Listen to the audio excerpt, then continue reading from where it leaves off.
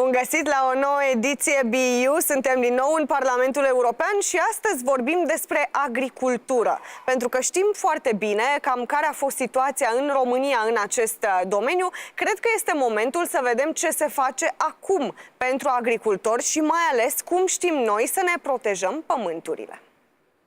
Din 2000 și până astăzi, România a pierdut în favoarea străinilor 4,5 milioane de hectare de teren pe care am fi putut să ne producem noi înșine hrana, iar o parte din această suprafață s-a vândut cu complicitatea unor oficiali ușor de corupt. În orice comună te duci, la nivelul ăsta poți să aranjezi, să spună la dispoziție hărți, tabele cu unii găsești proprietari, cu adresele, cu număr de telefon, cu nu știu ce. Bineînțeles că nu fac nimic gratis. Adică și băieți fiind cer și un comision. Ilegalitate cu ilegalitate, hectar cu hectar, am ajuns într-o situație dramatică. Peste 40% din terenul nostru arabil nu ne mai aparține. Și nu orice teren, ci cel mai fertil. E vândut și arendat la companii din afara țării într-un ritm amețitor. În urmă cu 2 ani, când difuzam reportajul România sub asediu, suprafața înstrăinată era de 3 milioane de hectare. Spuneam atunci cât județele Suceava, Botoșani, Iași, Neamț și Bacău însumate. Între timp, am mai pierdut 2 județe, Vaslui și Vrancea. Practic, România nu mai are control asupra unei suprafețe egale cu regiunea Moldova. La București nu pare să îngrijoreze pe nimeni raportul realizat în 2015 la comanda Parlamentului European, care așează România în fruntea statelor care își înstrăinează pământul. Apetitul altora pentru această resursă e alarmant. Aproape 20% din teritoriul național e la mâna unor libanezi, danezi, italieni, lituanieni, olandezi, francezi, germani, americani, britanici, portughezi, spanioli, austrieci și chinezi. Și lista se va extinde, pentru că, din păcate, străinii au cu cine. We see specialized investment funds that are set up by big banking groups investing in land in Romania. We see the involvement of pension funds, some dubious business dealings as well going on with these land deals in which local populations are not informed or misinformed about the nature of the land transaction. So I would consider it very alarming. I have 2 special guests today with me. Madam Maria Heubuch from Germany, member of Agri Committee. Thank you for being with me today. Yes. And Mr. Tibor Soni, it's from S&D Hungary, also member of Agri Committee. How do you protect your lands in Hungary? I saw that in your country it is an important situation. Oh yes, that's true, that's true. Well, if you ask me how do we protect our land, our agricultural land or arable land, I mean, or I guess that you are hinting on the properties and the overall economic environment. Now, in Hungary, you know, there is a limitation, namely only natural persons may acquire land. I cannot, for example. You are a natural person and member of the or a citizen of the European Union, and the upper limit of purchase is 300 hectares. But of course, in reality, that varies. And according to the basic law, the basic regulations of the European Union, all European citizens are supposed to have the right to acquire agricultural land in Hungary. And I don't really believe that we must consider European Union citizens as foreigners. Not indeed. They are our citizens. Consequently, according to the law, it is, in fact, the right of every European Union citizen to buy agricultural land, subject to another really important point of view, namely that they have to be professional in the agricultural sphere. So you have to prove that you are having all the skills to do this exercise. Is it also the situation in your country? No, in Germany we also have a special law for buying land or render land, but it's not so protected as I hear it now from Hungary, because everybody can buy land. If there is land for selling, if there is a farmer who wants to buy also, he has the first chance to buy it. but he has to pay so much as maybe an investor says he wants to pay. So land gets more and more expensive, and for a farmer it's not possible to pay so much money for it. That's the first problem. And the second problem is, if I am able to buy a part of a company, and we have more and more companies who are doing agriculture work, if I buy a part of a company, it's not under this rule, because it's not buying directly land, it's a part of a company. But after this, this buying, I am an owner of this land because I'm part of this company. So a lot of land cross the owners without we are knowing it. It's not transparent. And it's possible to buy as much land as I'm able to pay. Anyone can do this? Anyone Any can do this. European citizen or a Romanian or a Hungarian can do this? Yes, every person. Also, now we have one company, it's a Chinese company, who bought a part of a German company, and now this Chinese company, it's a big company in agriculture and food, is owner of German land, and this German company has 40,000 hectares in Europe, the most in Eastern Germany. So we get foreign investors in Germany, and that's normal not for 2 or 20 or 200 hectares, it's for thousands of hectares, and so we have really a great problem. Isn't this a dangerous situation for you, for your country? What's dangerous or not, but I think to keep land in the hands of the people who are living there, who do the agriculture by themselves, it's for our basic of life, because everybody needs food. It's not only the basic for the farmer, it's the basic of life. And I think as a community, as a civil society, we have to control it, who is doing it, and who, in which kind it's happened. It's a kind as we like as a civil society. So I think, yes, it's also dangerous. I know that a country is defined by its territory, its language, its culture. So it's important to protect the land. I think that's my opinion. So what will happen if anyone can buy any part of any country? Well, I think that the danger is not the property itself or the person of the property holder. The key question is, do you have enough skills to touch this land, to cultivate this land? I mean, if you determine professional criteria around the land use, danger is, for instance, if you use excessive chemicals, if you do not follow the appropriate sequences of biology, etc. So I think that the only really criteria what you have to set is that you must have the profession and the skills and the knowledge how to touch this very, very important natural resource. I mean, you can be Chinese or even a woman coming from the moon. Or a man. If you have, in fact, you are not. But, yeah. but as a matter of fact, I mean, if you have a sensitivity, dedication towards your profession, then no harm in my views. Let's talk a little bit about the farmers. I know that before entering in the European Parliament, you've told me you used to be a farmer in your country. What are the needs of a farmer? Yes, I'm still now also a farmer because the farm goes on at home. Farmers need, I think, transparency in this kind of business. And also, we have to do something that the prices goes not so high. If we take France as an example, in France, the prices for rent or for buy land, it's binded on that what I can earn money from this land, what's possible to do with this land. And if you have this binding, then it's also possible for farmers to buy land, because I know my generation at the end, I have this payment back. It's possible to do.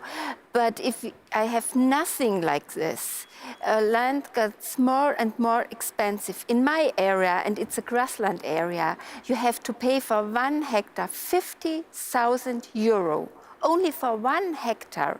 It's impossible for 1 or 2 generations to get this money back, to earn it back from this land, from the work which you do with your hands of this land. So it's necessary to connect what's possible with this land, what's good for this land, because it's a natural resource, he said it, it's a basic of our life.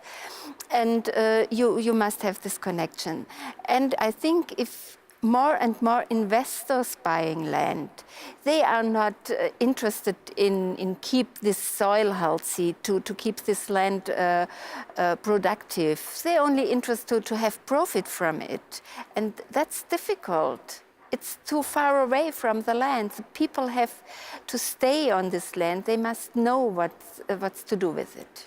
The small farmers, we can say, are suffocated by the big companies in some countries.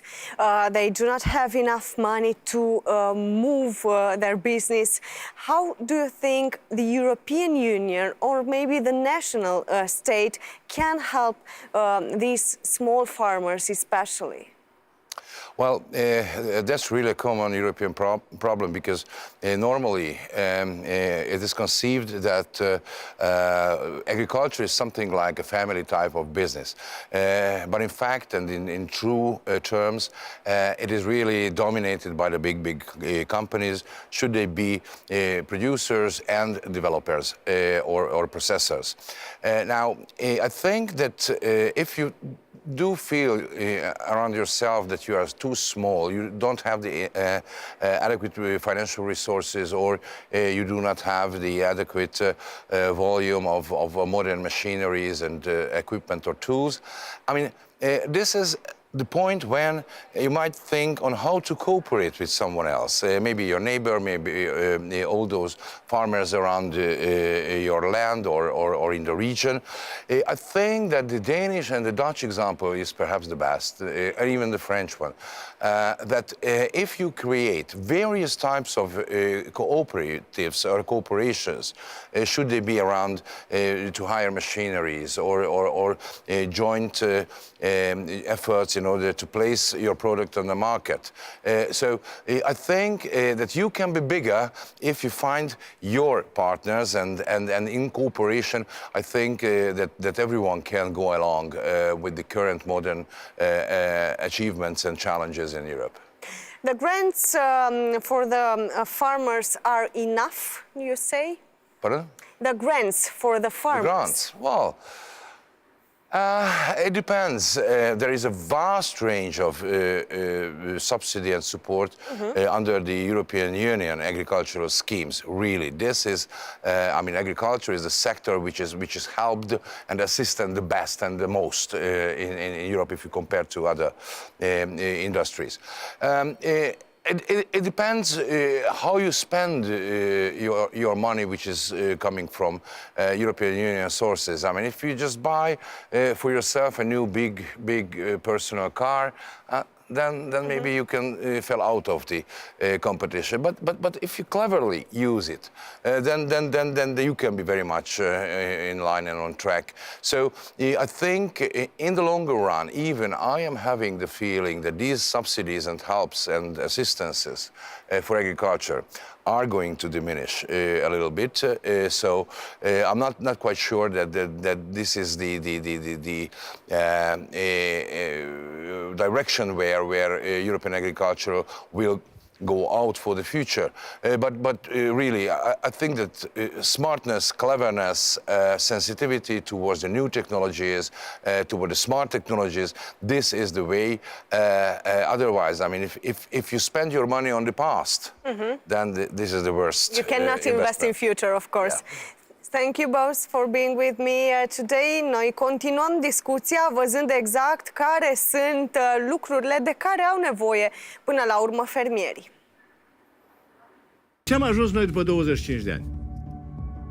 să facem foame în România.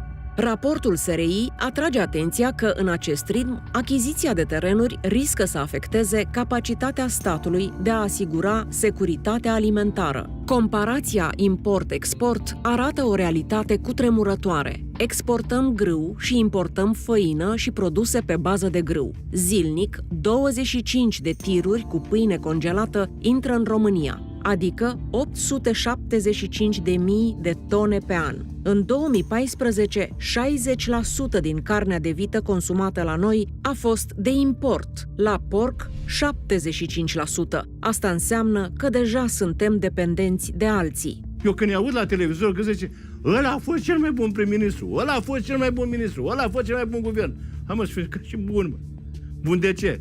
De aruncat. De ce ai fost bun? Când m-ai adus în halul ăsta, m-ai adus să fiu sclav? Că asta am ajuns, sclavi. Uitați-vă la Polonia, care fac presiune asupra Parlamentului de interzicerea arendării terenurilor către străini. Într-adevăr, Polonia face presiuni și încă insistent. La fel ca în România, după aderare, polonezii au fost și ei asaltați de străini în căutare de pământ. Străini care până astăzi au cumpărat peste 200.000 de hectare, o suprafață de 20 de ori mai mică decât cea din România, la o țară mult mai mare decât a noastră. Și totuși, fermierii polonezi n-au așteptat să ajungă în situația românilor. Anul trecut, timp de 6 luni neîntrerupt, au protestat în Varșovia față de înstrăinarea terenurilor. Și-au părăsit familiile, animalele, s-au urcat în tractoare și au plecat să ceară socoteală guvernanților. Pentru ei, se pare, pământul chiar e sfânt. Ziemia to...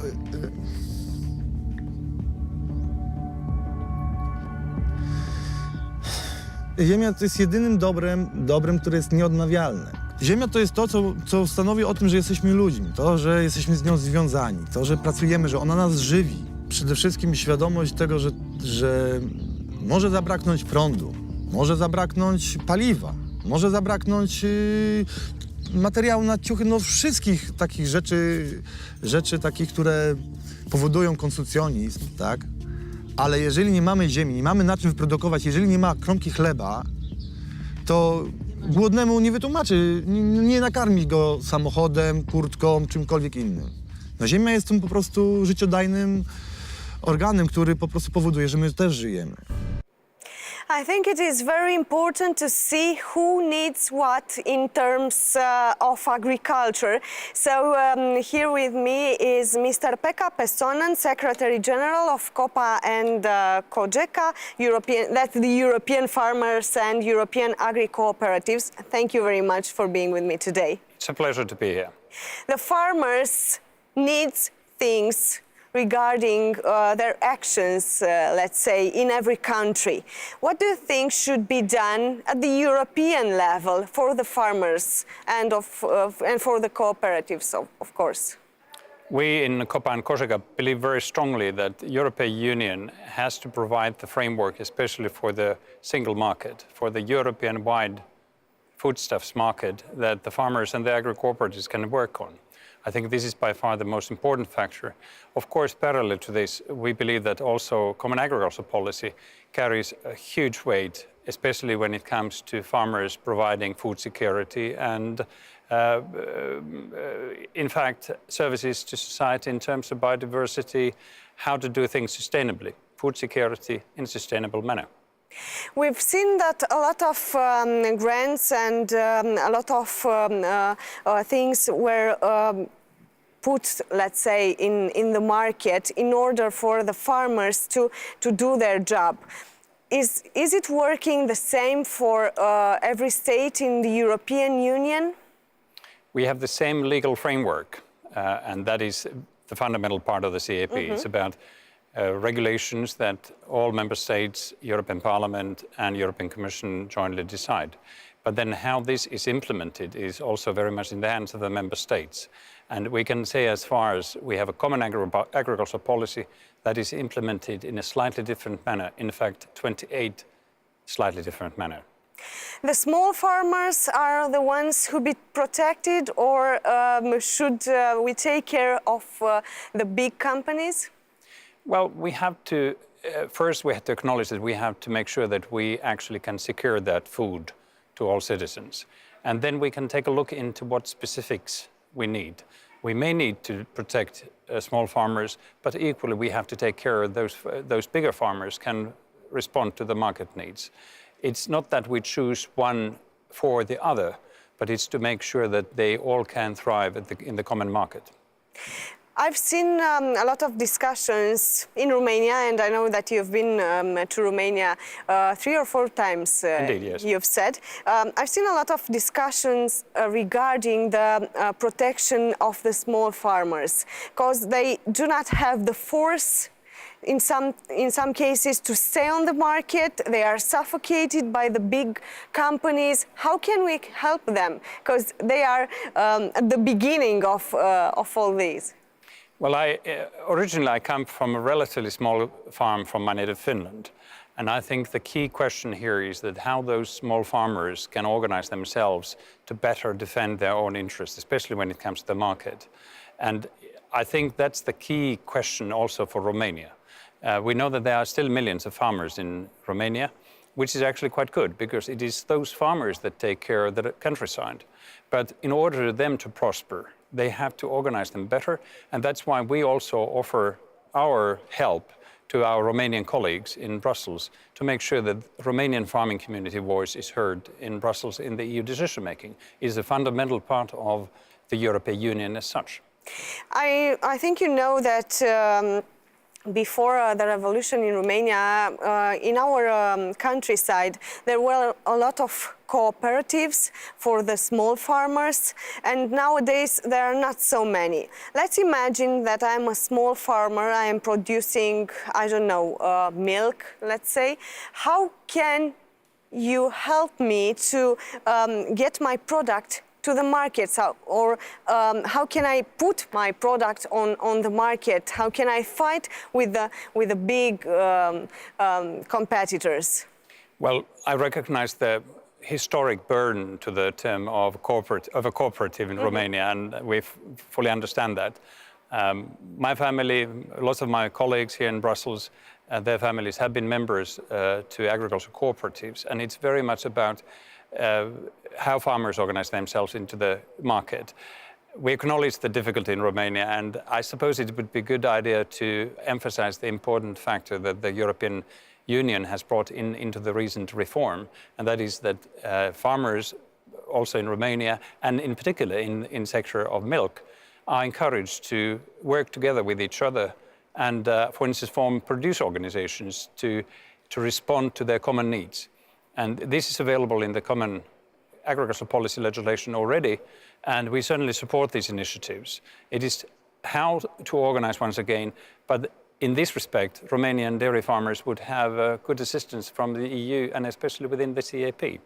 Let's talk a little bit about the land protection, how to protect our soil, because I think it is also an important discussion in each country. We've seen the example of the Hungarian state, which is trying to protect its land but not selling it to another European citizen. Only the Hungarians can now buy lands. Do you think it's a good idea to protect your land in this way? Well, I think it's more relevant for the Romanian farmers to make sure that they actually benefit economically from the land itself. And if someone else sees the added value in the land and makes an offer to a Romanian, for instance, small-scale farmer or even a bigger farmer, and the farmer himself or herself wouldn't see the need, there's clearly a potential for the Romanian farmers that they don't see. And that's why we would favor, instead of legislation banning transfer of land, because that's a fundamental part of the EU, to make sure that those farmers themselves can use the economic value of the Romanian good quality soil. I've been to the Danube River Valley, and I'm an agronomist, and I have to say that when I touch the good soil of Romania, I'm envious. From my Finnish perspective, if we had the soil, we would do wonders. And I know that the Romanian farmers would be able to do exactly the same thing. So I think it's to use that potential for Romanians first, and defend in a EU market. I really hope that our Romanians will be able to do those marvelous things that you've mentioned. I'm sure they will. Thank you for being with me today. Thank you so much. Vouă celor de acasă vă spun să rămâneți pe Antena 3. Ne revedem la BU și săptămâna viitoare. Cu bine!